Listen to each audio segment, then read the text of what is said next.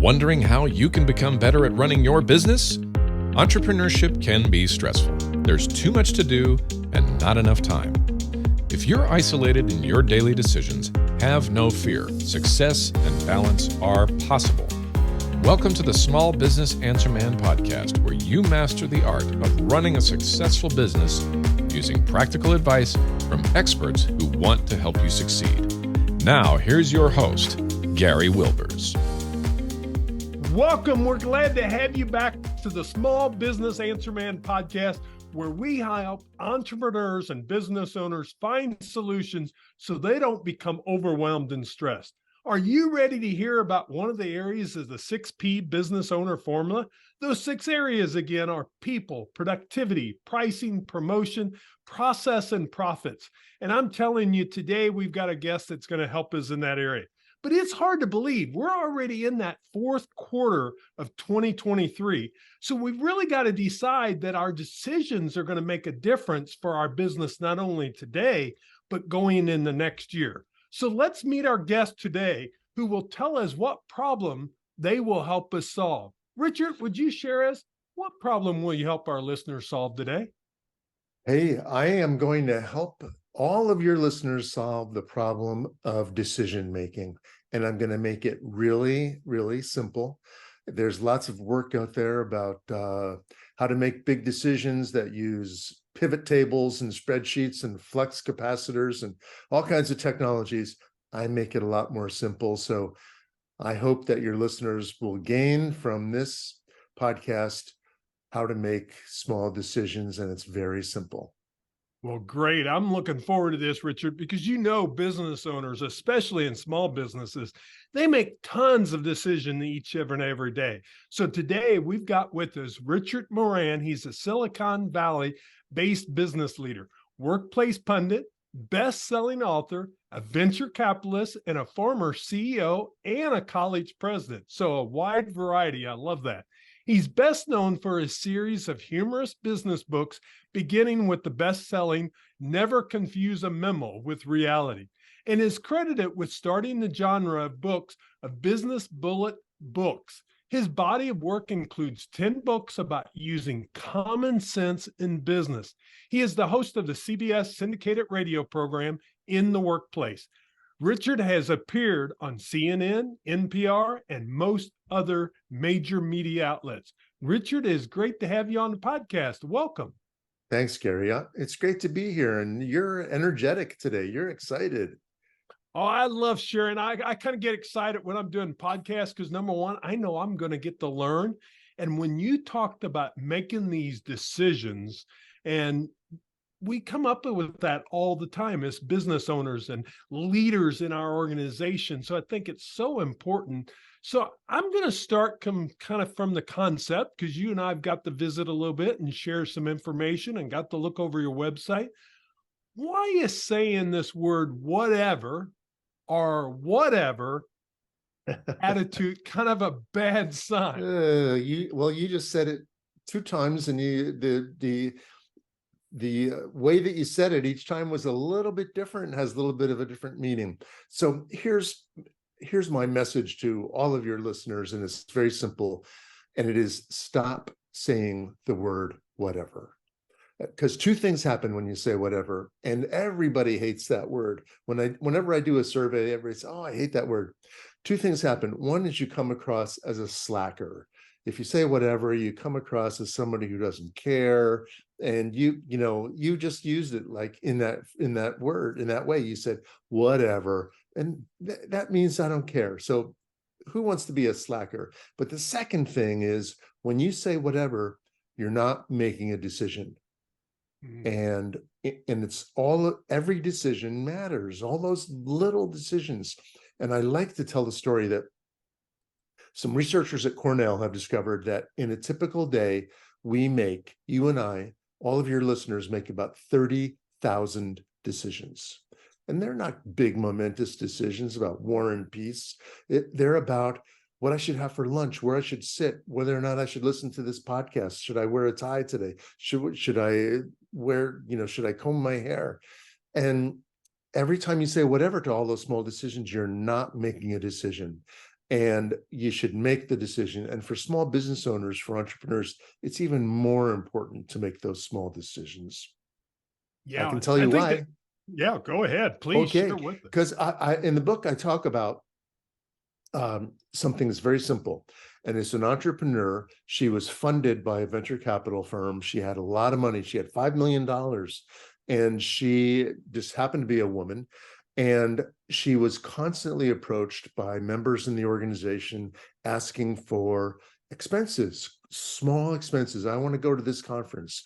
I want to take this group out to lunch. I want to bring dog food into the office. I want to bring fresh fruit into the office. We need a foosball table. And every time she said, whatever, it's a small choice.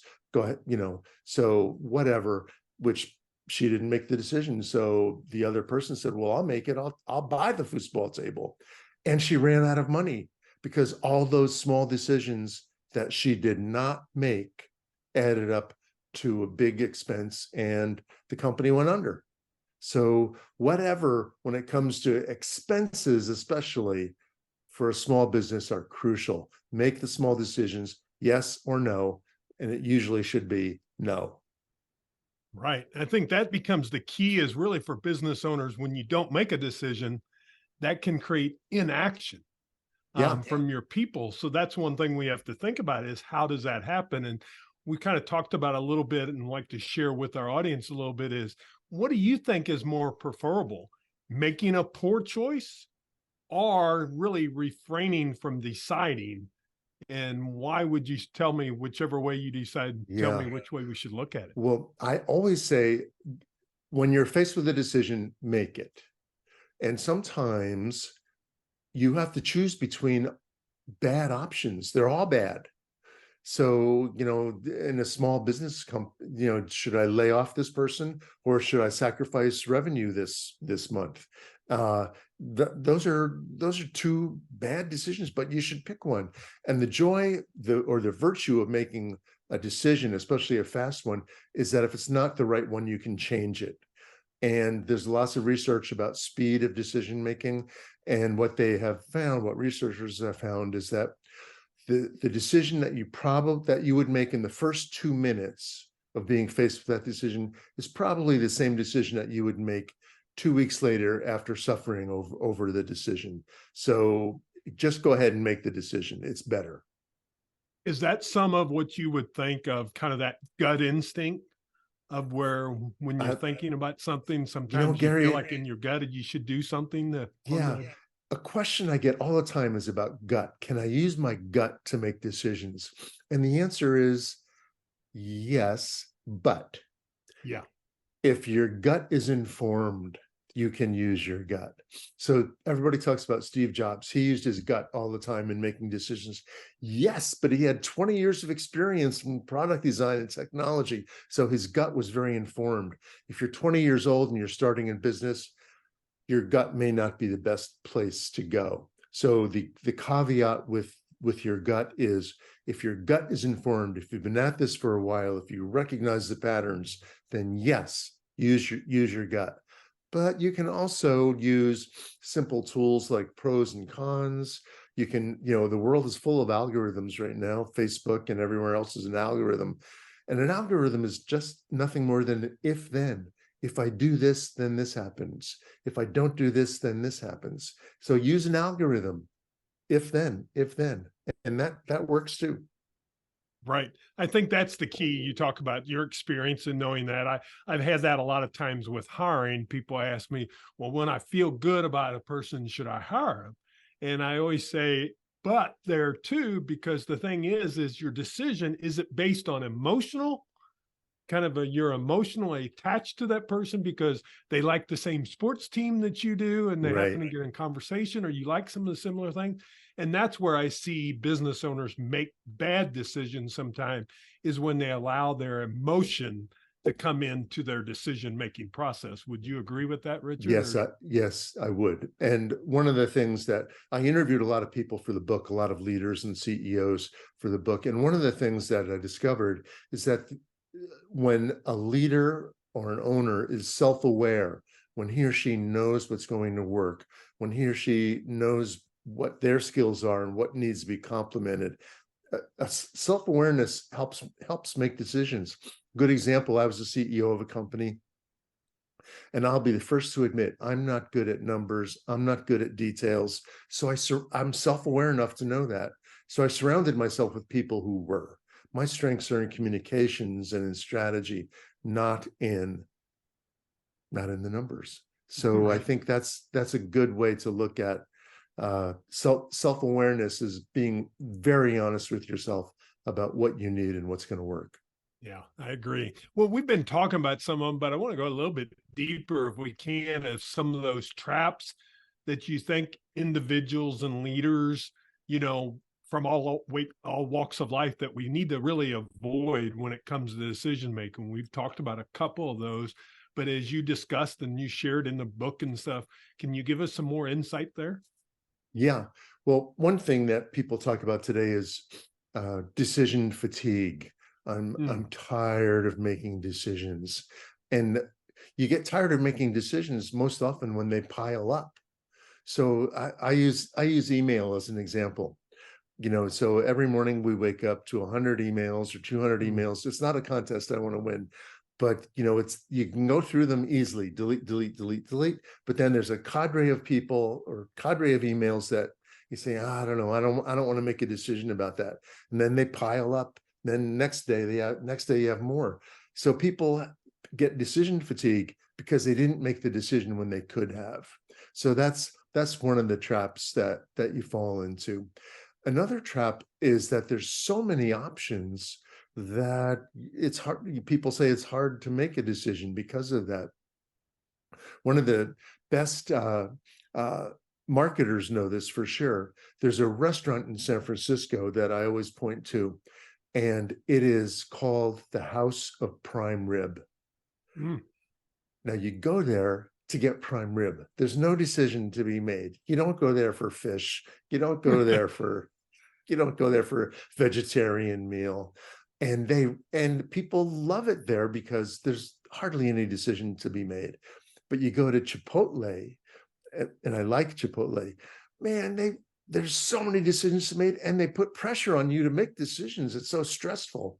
And it's funny because Chipotle knows this, and there's all kinds of websites about the stress of going to Chipotle. But it's marketers know that sometimes it's better to limit choices, and I think lots of times for leaders, they believe that there's so many big options here. I can't make a decision because there's so many big issues. Typically, they're not. And if you clarify what those options truly are, there's usually 2 or 3 at the base of the tree, and you need to make one of those 2 or 3. Yeah. And I think a good thing with this is you and I talked about a little bit. It's about communicating. Have you really worked with your leadership and your leadership team that they understand that they have some boundaries, or the guardrails? If you talk about bowling, they put up the guardrails for the little kids so they don't go in the gutter.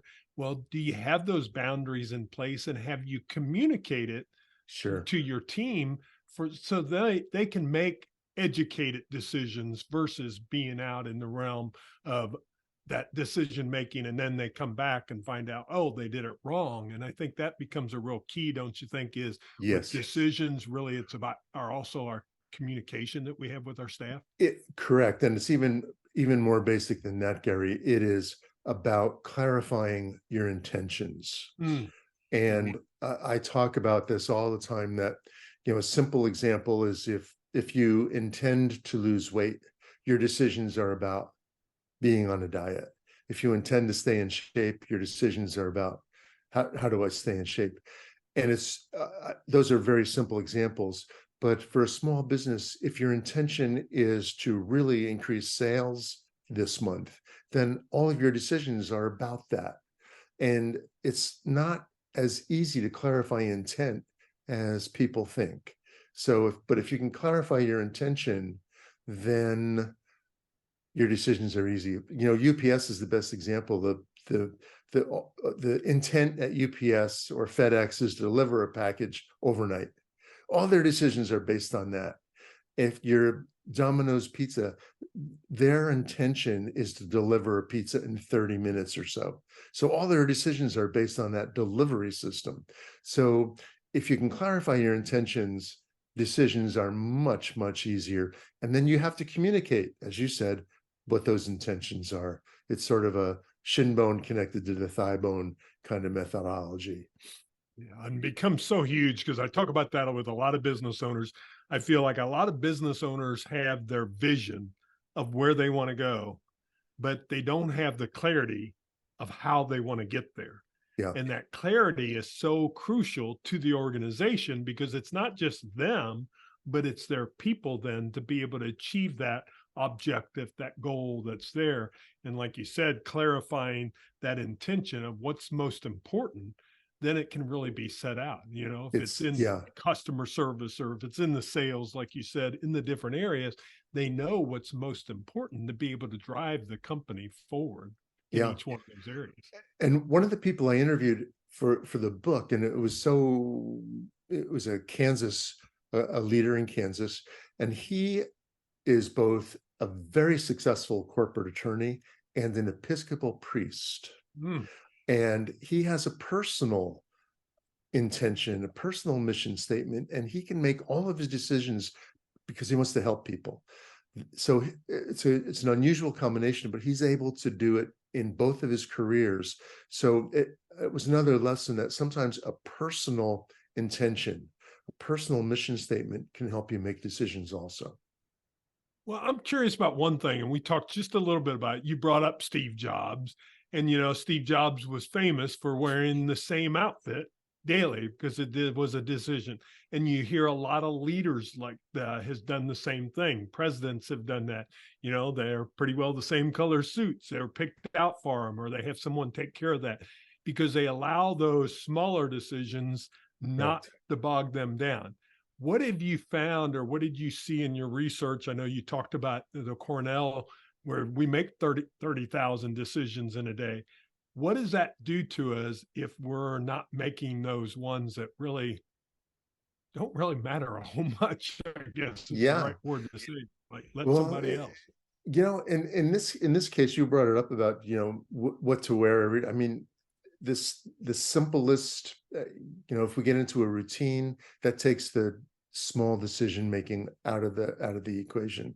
So then you can go on to the next small decision. But one of the things that Cornell, again, the researchers talked about, lunch. They talked about when you go out to lunch, you make about 300 decisions: where to go, where to sit, what to order, lettuce, tomato, mayonnaise, whole wheat, rye. I mean, you can imagine, and in this case, every time you say whatever, you're not going to get the sandwich that you wanted, or the chances are you're not going to get the sandwich that you wanted.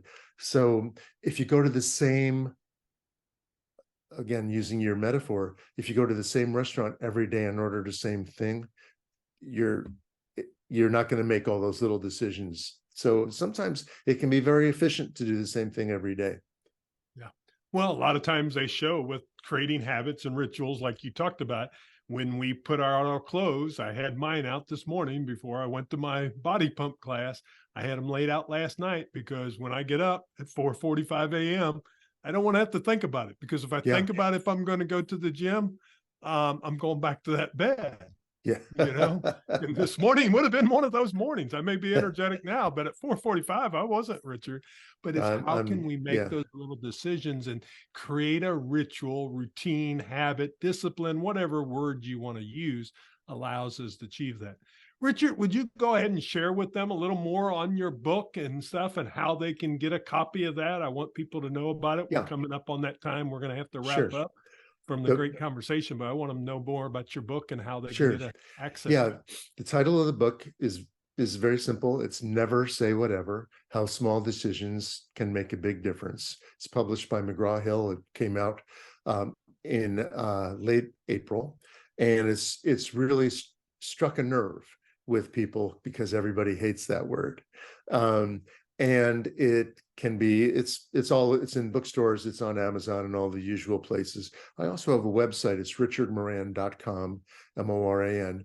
And I do look at it and I do respond to questions. And I also am very active on LinkedIn. And if somebody connects with me on LinkedIn, I'll connect back with them and talk to them as necessary. This is, I have a PhD and I never talk about, complicating business. Everything I talk about is trying to make business more simple and more based on making it enjoyable and fun, not feeling guilty for not taking all those extra finance classes in college. That's excellent. And I appreciate you sharing that. And I would tell you, pick up a copy of his book, because the thing is, as a business owner, you're making decisions all the time. And you could tell just from this conversation that Richard breaks it down, makes it easy to understand. And what may happen, it will allow you to make better decisions for your business.